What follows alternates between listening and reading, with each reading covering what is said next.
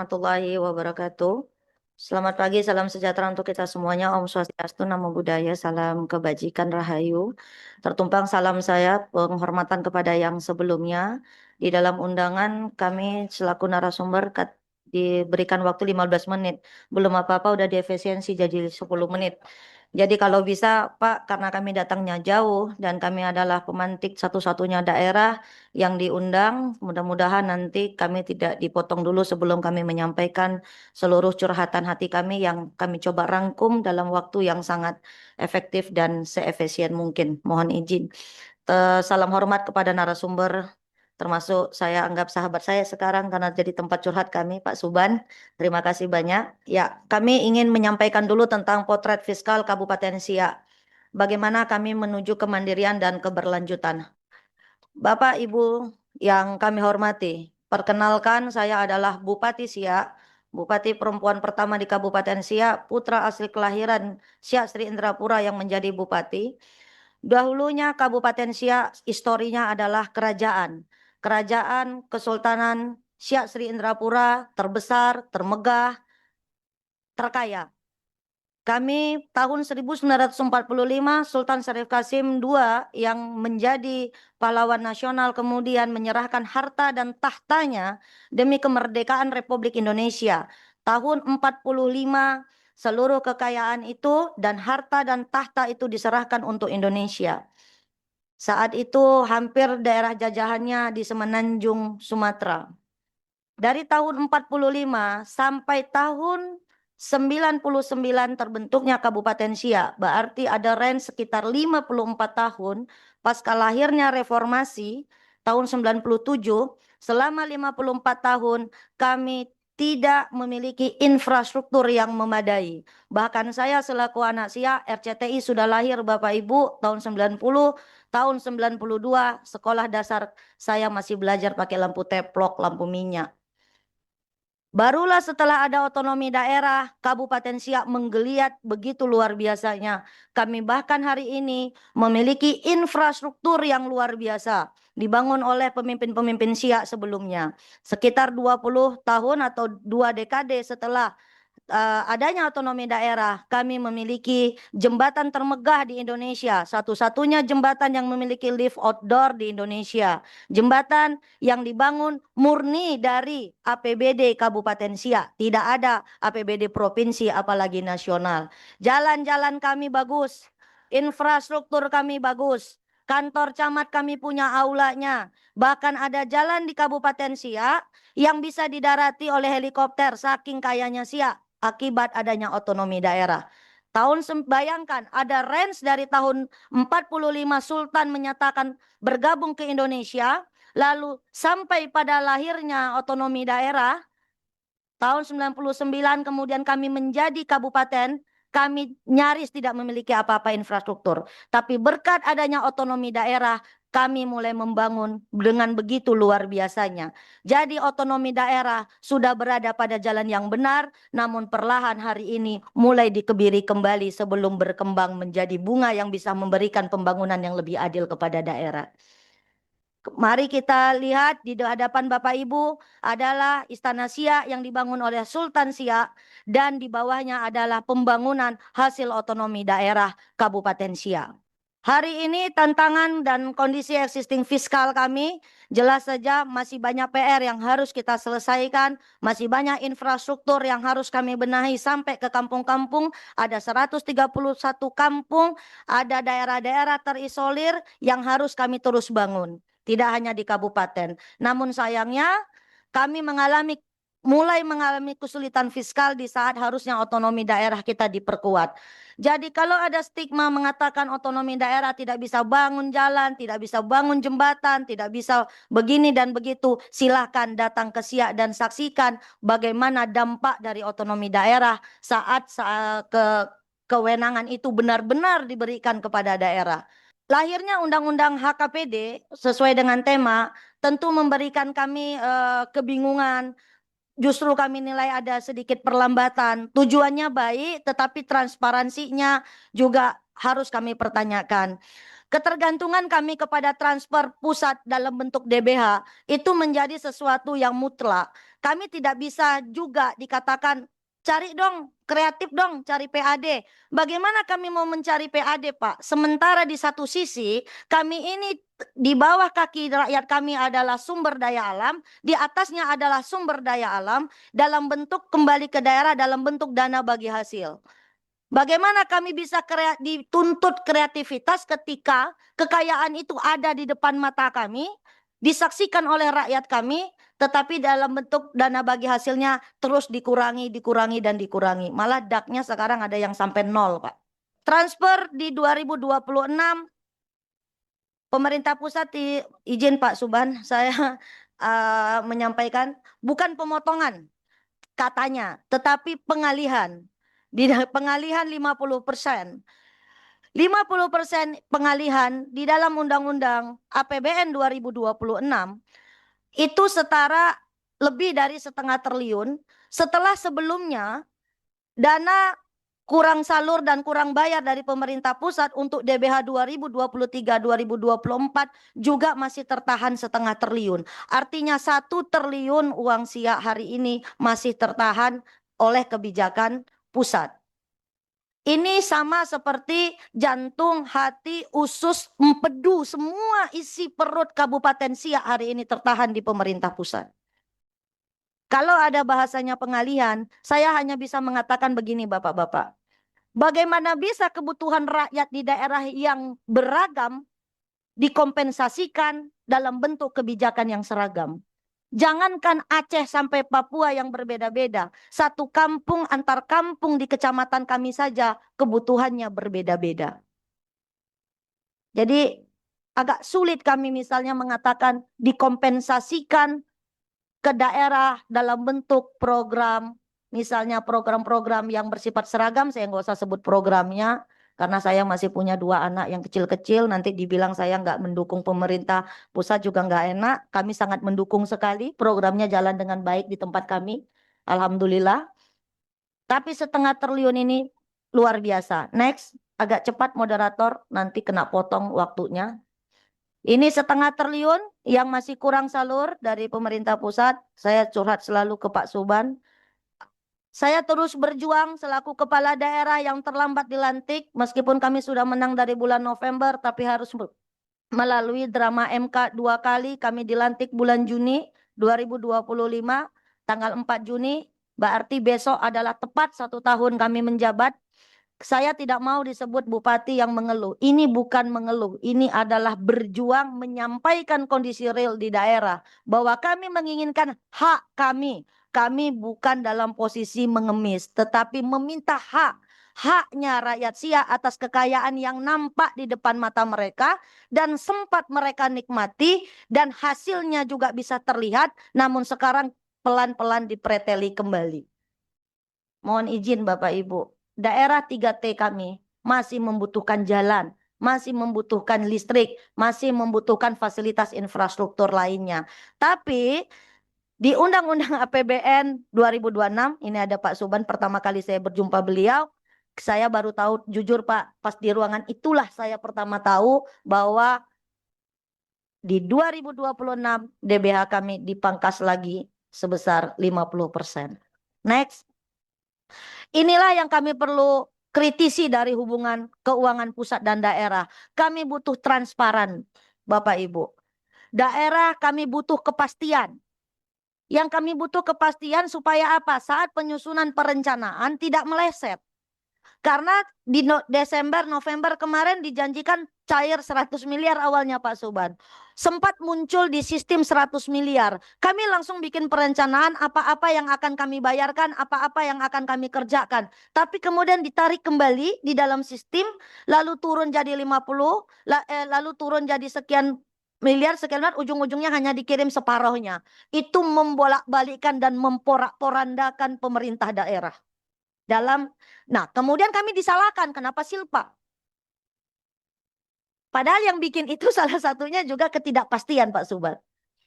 Yang membuat posisi itu adalah ketidakpastian. Informasi kurang bayar juga terlambat. Akses kami terhadap perpajakan juga terbatas. Nah, Apalagi sekarang soal pajak absen. Kami selalu dibandingkan dengan kota. Jauh, jauh Bapak Ibu. Undang-undang HKPD membuat beberapa pemerintah daerah kabupaten, mungkin bukan hanya Siak, tetapi kabupaten yang jauh-jauh itu nggak ada jual beli kendaraan bermotor di sana. Balik nama nggak ada di kabupaten. Orang pasti datangnya ke kota. Hari ini kapasitas fiskal Siak bisa dikategorikan dalam posisi yang rendah.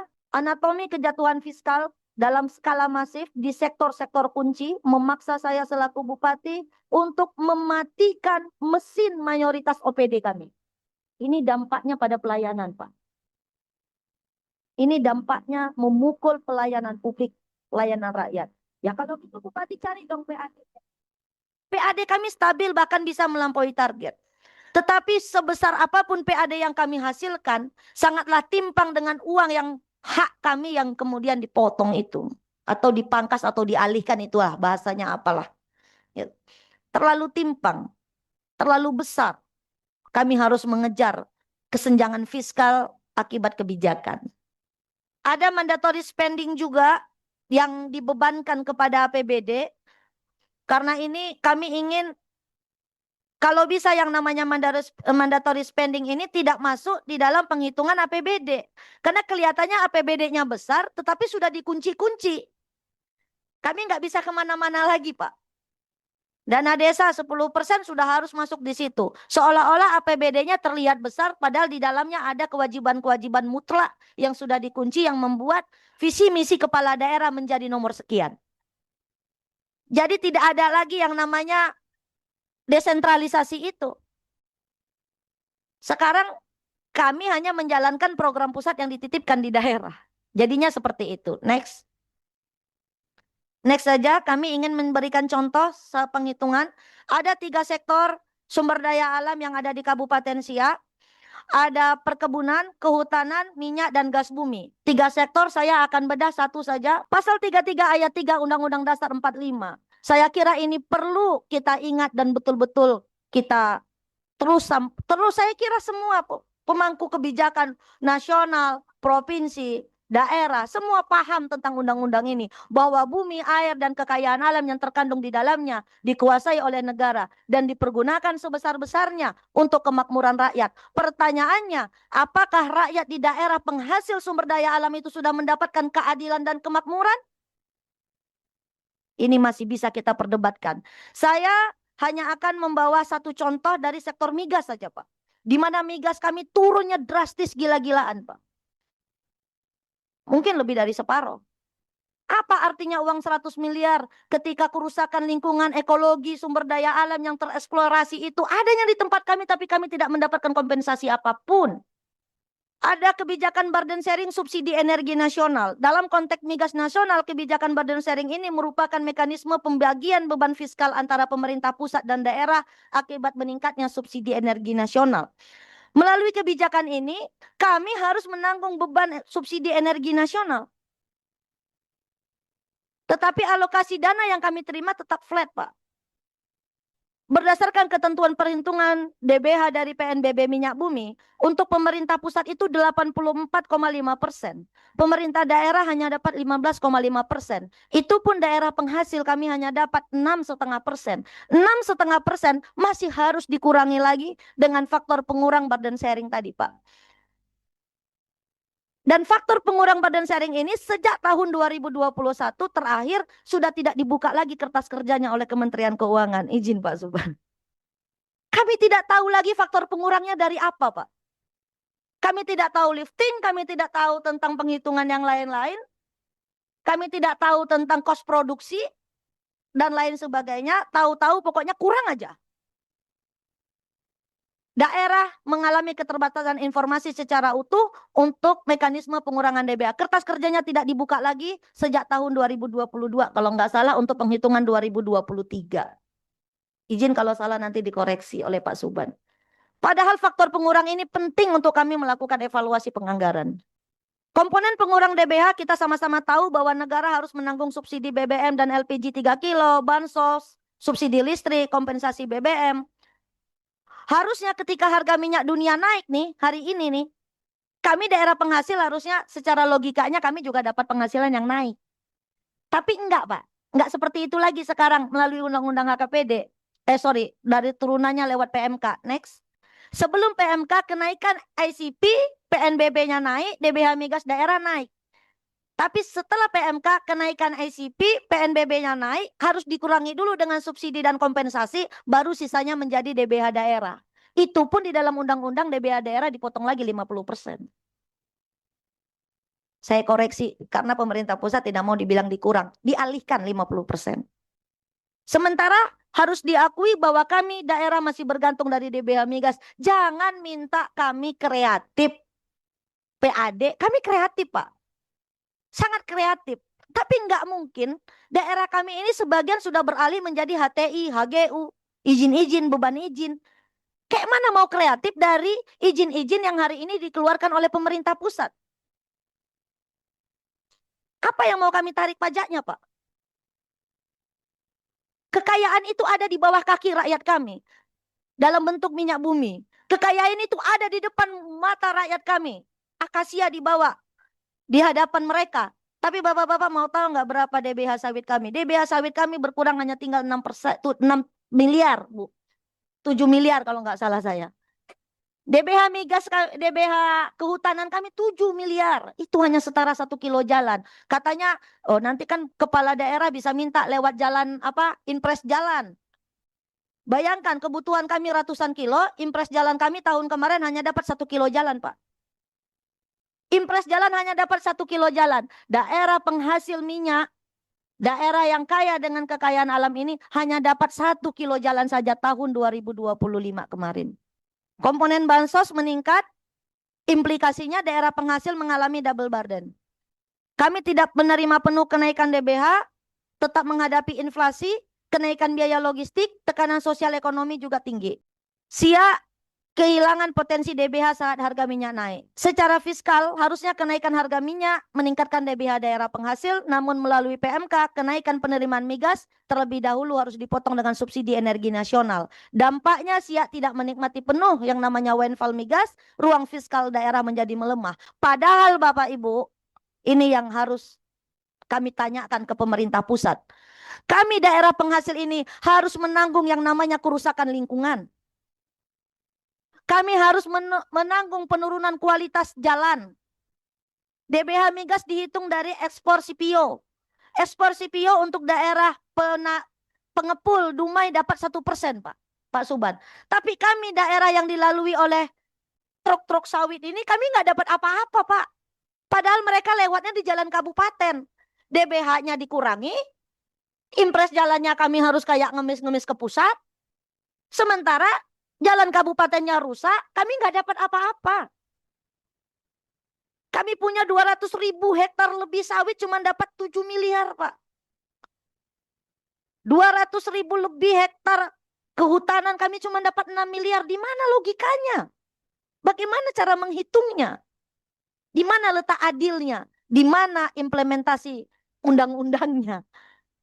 Pencemarannya, Pak, nggak akan balik lagi itu ceritanya tuh. Konflik lahan, oh sudahlah, susah tanya kalau di Siak. Tiap saat rakyat kami. Tekanan sosial ekonomi, dan lain sebagainya. Pak, Bapak Ibu, hari ini izin-izin itu bukan di bawah Bupati. Untuk mengebumikan rakyat kami saja hari ini kami nggak punya lahan, Pak. Di satu kecamatan, Minas, Kandis. Masyarakat yang non-muslim mau memakamkan saja susah. Saya alhamdulillah sudah jumpa dengan Bapak Menteri ATR BPN, beliau akan bantu kami. Next.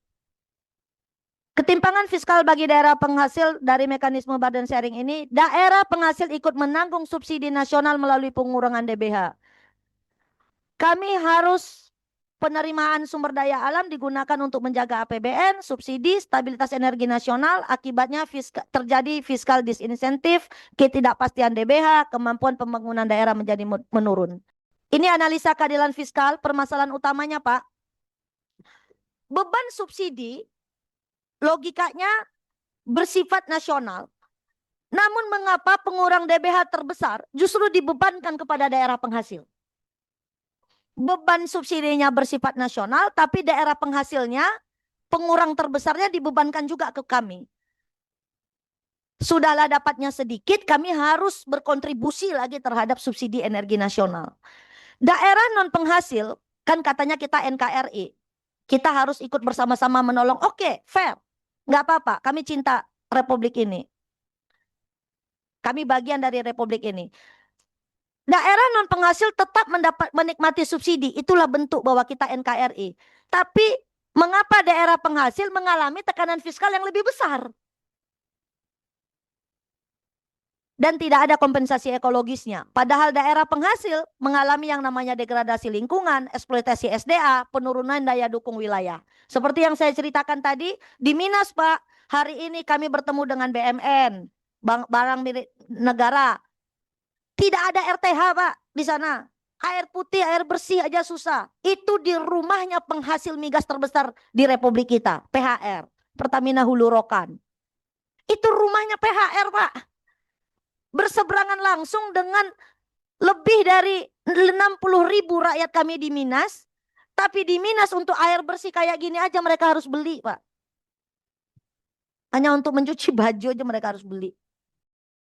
Strategi dan usulan kami, hal-hal yang kami perlu perjuangkan, kami mohon, kami nggak tahu harus mengadu kemana lagi. Mudah-mudahan di forum ini benar-benar bisa menyampaikan suara kami dari daerah, apalagi daerah-daerah penghasil. Perlu ada pembatasan faktor pengurang DBH. Perlu ada pemisahan bansos dari formula DBH. Termasuk pemisahan mandatory spending di dalam APBD kita juga. Harus ada kompensasi khusus bagi kami daerah penghasil. Kami tidak minta diistimewakan Pak. Kami hanya minta keadilan terhadap dampak-dampak ekologis yang harus rakyat kami tanggung ketika eksploitasi SDA ini dilakukan. Berpuluh-puluh tahun izinnya diberikan. Bahkan bukan pemiliknya aja kami nggak tahu tinggal di mana. Kami harus punya, kami memperjuangkan yang namanya kompensasi khusus bagi daerah penghasil. Kami butuh transparansi penghitungan DBH sebagai pertanggungjawaban karena kami sama-sama dilantik di bawah sumpah Al-Quran. Di bawah sumpah kitab suci. Dengan pemimpin yang ada di Jakarta ini, dengan pemimpin yang ada di nasional. Kami juga punya pertanggungjawaban kepada rakyat kami ketika mereka bertanya, kenapa sekarang tidak ada lagi pembangunan-pembangunan sampai ke kampung-kampung. Dana desa kami dipotong, nggak semua desa-desa itu korup. Di Siak Pak, ada satu desa, hari ini BUMDesnya bahkan miliaran Pak, PAD-nya, PAD desanya Pak. Maju kok. Kami perlu ada revisi formula DBH SDA. Usulan tambahan, perlunya ecological fiscal transfer, dana rehabilitasi lingkungan, stabilization fund daerah penghasil, dana transisi energi daerah. Next, terakhir. Inti permasalahannya berarti dari penyampaian saya tadi, mohon izin, daerah penghasil kami belum menikmati manfaat fiskal secara proporsional dari kekayaan sumber daya alam yang ada. Ruang fiskal kami hari ini menurun, ketidakpastian pendapatan meningkat, pembangunan daerah menjadi terhambat. Maka kami merekomendasikan perlunya reformulasi DBH yang lebih adil, pembatasan burden sharing yang lebih berkeadilan, penguatan fiskal daerah bagi daerah penghasil, dan diversifikasi ekonomi daerah. Terakhir, ini adalah slide terakhir. Bapak Ibu semuanya, dulu waktu saya kecil, saya berdiri di tepi Sungai Siak. Karena kami semua melakukan aktivitas di tepian di sungai, Pak. Saya adalah anak asli tepi sungai, suku Melayu asli sungai, yang hidupnya dibesarkan oleh aliran Sungai Siak. Waktu saya kecil, dalam kemiskinan yang begitu luar biasa, padahal tidak jauh dari daerah saya itu ada pabrik-pabrik raksasa. Hutan-hutan kami dibabat, kayu-kayu besar yang tidak bisa dipeluk juga lewat setiap hari di depan mata saya. Di depan mata saya. Saat itu di dalam hati saya cuma bilang begini, bagaimana bisa kami hidup miskin saat kekayaan kami ada lewat di depan mata dan kami hanya menjadi penonton. Ketika Kabupaten Siak menjadi kabupaten, ketika Siak menjadi kabupaten tahun 99, jembatan dibangun dengan luar biasanya, infrastruktur dibangun dengan luar biasanya. Namun sekarang perlahan otonomi daerah itu mulai kami rasakan melemah. Desentralisasi itu kemudian kami rasakan mulai berubah.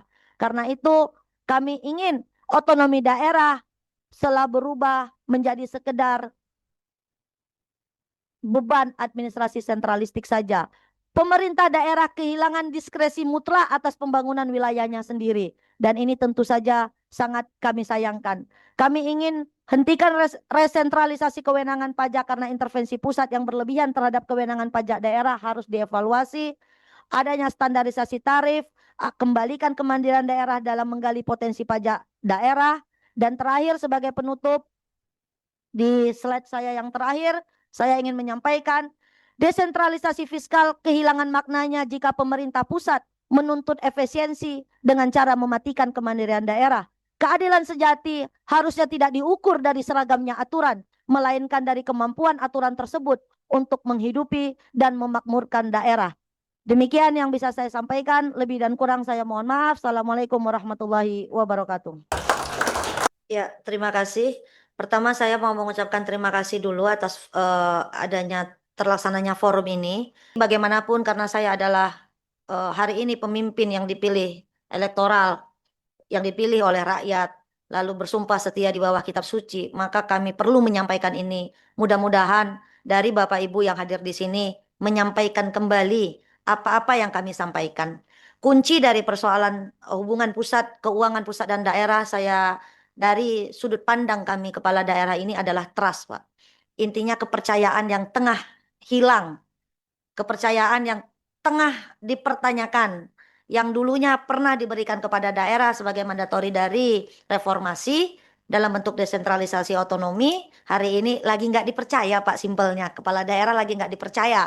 Tetapi saya ingin menyampaikan dan menyuarakan bahwa tidak semua kepala daerah hidup hedon, tidak semua kepala daerah juga mencari kekayaan dari kekuasaan. Saya yakin suara saya juga menjadi suara dari banyak kepala daerah lainnya yang hari ini memilih untuk tidak bersuara. Saya yakin, Pak. Tapi mereka, saya yakin mereka juga punya, karena ini berkaitan dengan pertanyaan, bagaimana Bu Bupati, visi misi Bu Bupati. Saya sudah duduk dengan banyak kepala daerah, semuanya menyatakan kami insya Allah tetap semangat menjalankan amanat ini. Nggak tahu ujungnya nanti sampai seperti apa. Mudah-mudahan kami semua tetap aman sampai di ujung. Makanya saya kembali menyampaikan berulang-ulang bahwa saya datang ke sini menghormati forum ini dan saya memberitahu bahwa saya ibu dari 2 anak yang masih kecil-kecil. Jadi mudah-mudahan tidak ada kriminalisasi, tidak ada yang merasa tersinggung. Kita semua duduk di sini karena kita cinta Indonesia. Kita cinta Republik kita. Belum tentu pemerintah di pusat ini, Pak, di Jakarta ini, belum tentu paham dengan penderitaan rakyat kami di pojok-pojok kampung, di pojok-pojok dusun. Yang tahu itu kami. Contoh, di Teluk Lanus, gara-gara efisiensi, Pak, sampai hari ini kami belum mampu untuk pengadaan, bahkan penyewaan kapal untuk membawa guru, bidan ke daerah 3T kami. Sampai separah itu, Pak. Yang menangis itu adalah kami, Pak. Tapi sekeliling kami kekayaan. Bagaimana kami menyuarakan? Daerah 3T kami sampai detik ini belum satu pun daerah 3T kami terlayani MBG, Pak. Belum ada. Satu pun daerah 3T di Kabupaten Siak belum ada MBG. Saya kalau datang ke pelosok-pelosok pada nanya, Bu Bupati, kapan datang makan bergizi gratisnya? Kami menunggu, kami mendukung dan kami menunggu.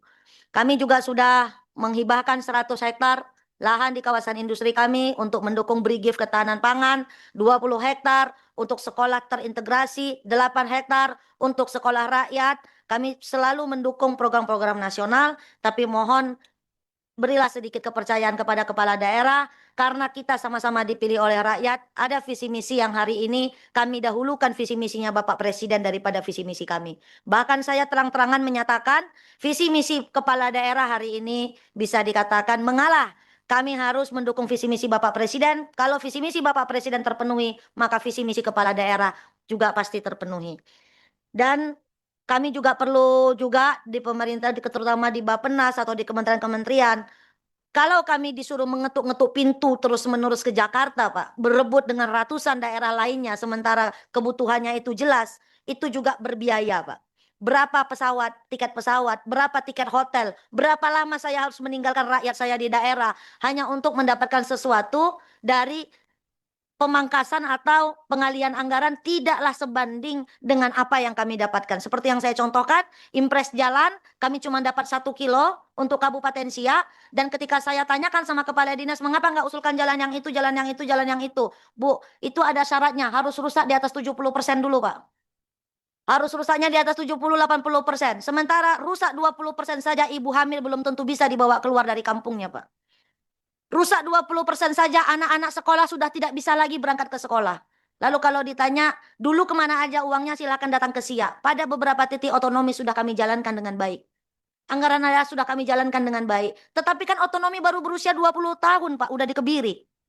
54 tahun kami tidak merasakan sentuhan dari Jakarta. Baru ini kami merasakan sentuhannya, itu pun sudah mulai dikebiri lagi.